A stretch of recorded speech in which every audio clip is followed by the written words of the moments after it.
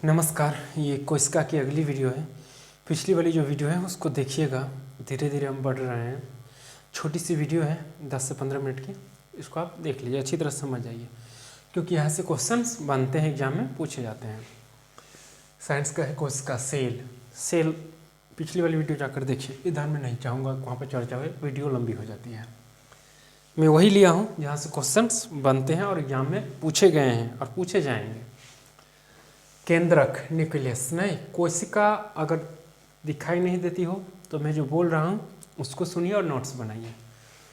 कोशिका में दिखाई ना दूँ उससे कोई फर्क नहीं पड़ता, इसको समझिए। कोशिका के मध्य में एक रचना होती है।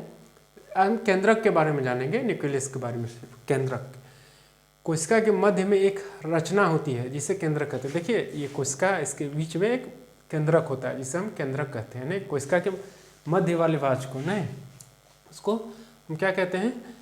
केंद्रक कहते हैं। केंद्रक कहाँ पाया जाता है? तो कोशिका के मध्य वाले भाग में। ये आपको याद रखनी है। यह पादप कोशिका और जंतु कोशिका दोनों में पाया जाता है। नहीं, ये जो केंद्रक है पादप कोशिका और जंतु कोशिका दोनों में पाया जाता है। ठीक, यह कोशिका का सबसे बड़ा महत्वपूर्ण अंग है क्योंकि यह कोशिका के प्रबंधक के रूप में कार्य करता है। समझ गए? कोशिका का सबसे बड़ा अंग कौन सा होता है? केंद्रक। नहीं, यह कोशिका का सबसे बड़ा महत्वपूर्ण अंग है क्योंकि यह कोशिका के प्रबंधक के रूप में कार्य करता है। समझ गए? कोशिका का सबसे बड़ा महत्वपूर्ण अंग केंद्रक। इस तरह से ऑप्शन आएंगे आपका। ठीक, प्रबंधक रूप में कार्य करता है यानी उसको नियंत्रित करता है। नहीं, कोशिका के सबसे बड़ा महत्वपूर्ण अंग है क्योंकि यह कोशिका के प्रबंधक रूप में कार्य करता है और उन्हें नियंत्रित करता है। इसे कोशिका का दिमाग भी कहा जाता है। केंद्रक को क्या कहा जाता है? कोशिका के दिमाग भी कहा जाता है। इस सबको आपको नोट्स बनानी ऑब्जेक्टिव टाइप से। इसकी खोज सबसे पहले रॉबर्ट ब्राउन ने करी थी। केंद्रक की न्यूक्लियस की खोज किसने की थी? Robert brown. Very very important. अच्छा, इससे पहले आप पढ़ लेते हैं कोशिका के खोज रॉबर्ट हुक ने। इससे पहले पढ़ लेते ना आप, पिछली वाली वीडियो जाकर देखिए। केंद्रक का खोज जो है रॉबर्ट ब्राउन और कोशिका के रॉबर्ट हुक, ये आपको याद कर लेनी दोनों। केंद्रक का खोज रॉबर्ट ब्राउन ने और कोशिका का रॉबर्ट हुक ने 1831 में की थी। ये आपको याद रखनी है केंद्रक का। इसमें DNA, RNA आदि गुणसूत्र पाए जाते हैं। नहीं, DNA, RNA आदि गुणसूत्र पाए जाते हैं। DNA आप जानते होंगे ना, डीऑक्सीराइबोन्यूक्लिक एसिड होता है। इसमें 70 से 80% यानी कि केंद्रक में DNA, RNA दोनों के गुणसूत्र पाए जाते हैं। ये आपको याद रखने। किसमें RNA, DNA के सूत्र पाए जाते हैं? तो केंद्रक में। इसमें 70 से 80% प्रोटीन, 100% DNA, 2 से 3% RNA तथा 3 से 5% लिपिड पाया जाता है। देखिए यहाँ पर मैं लिख दिया हूँ रिबोन्यूक्लिक एसिड। इसका अपना देख लीजिए ना फुल फॉर्म। अतः इतना ही रहने दीजिए। केंद्रक में यही से क्वेश्चन बनते हैं। आपको याद रखना है कि खोज और दिमाग किसे कहा जाता है? मध्य वाले भाग को, जो मैं बोला हूँ उसको।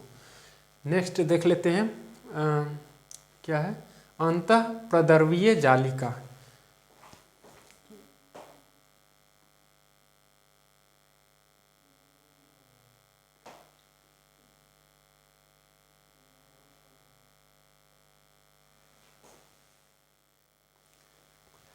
अंतःप्रद्रवीय जालिका यानी कि एंडोप्लाज्मिक रेटिक्यूलम।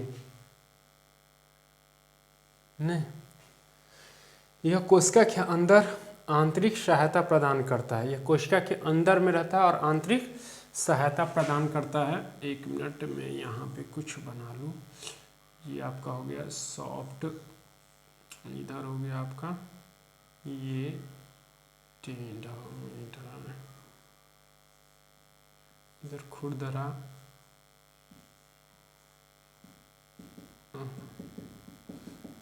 ठीक। यह कोशिका के अंदर आंतरिक सहायता प्रदान करता है। कौन? अंतःप्रद्रवीय जालिका। अंतःप्रद्रवीय जालिका का काम क्या है? आंतरिक भाग में सहायता प्रदान करना। ठीक, इसकी खोज Keith, Potter, Albert Claude and Ernest Fullam ने की थी। समझ गए? इसकी खोज Keith Potter, Albert Claude and Ernest Fullam ने की थी। ये दो प्रकार के होते हैं। कौन?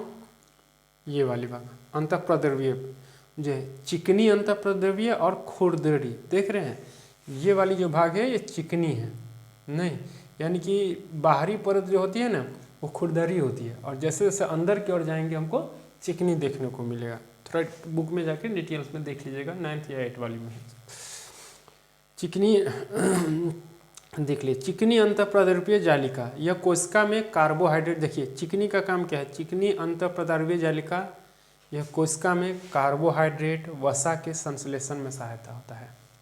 क्वेश्चन बनेगा कि चिकनी अंतःप्रद्रव्य जालिका में कौन सहायक होता है?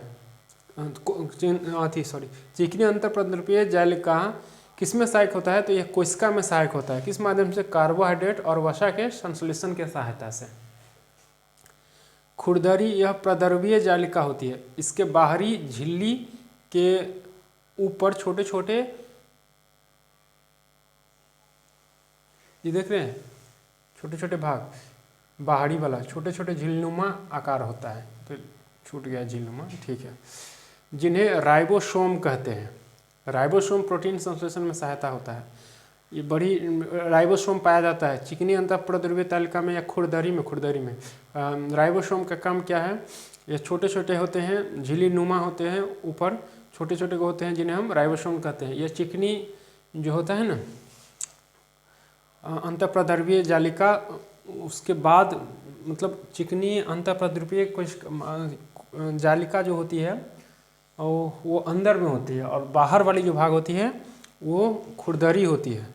नहीं तो खुरदरी अंतःप्रद्रव्य जालिका, इसके बाहरी झिल्ली के ऊपर छोटे छोटे कण होते हैं, नहीं, जिन्हें साइबोसोम कहते हैं। राइबोसोम कहते हैं, जिन्हें प्रोटीन संश्लेषण में सहायता होता है। यहाँ पे से ये क्वेश्चन पूछता है, यहाँ से पूछा जाएगा कि प्रोटीन के सहायक में कौन सहायक होता है? तो राइबोसोम, ये आपको याद रखनी है। राइबोसोम किस में सहायता होता है? प्रोटीन के सहायक में। किस में? तो खुरदरी अंतःप्रद्रव्य जालिका में। इस तरह से आपको याद रखनी है। छोटी सी वीडियो थी, नहीं 7 से 8 मिनट की। धीरे धीरे देखते हैं, चलते हैं आराम से, कहाँ चलते हैं कोशिका में। तो ठीक है, वीडियो को लाइक शेयर सब्सक्राइब कर दीजिएगा ताकि अगली वीडियो की नोटिफिकेशन आप तक पहुंच सके। शेयर इसलिए कि दूसरों को भी लाभ मिले। तो मिलते हैं अगली वीडियो में। नमस्कार।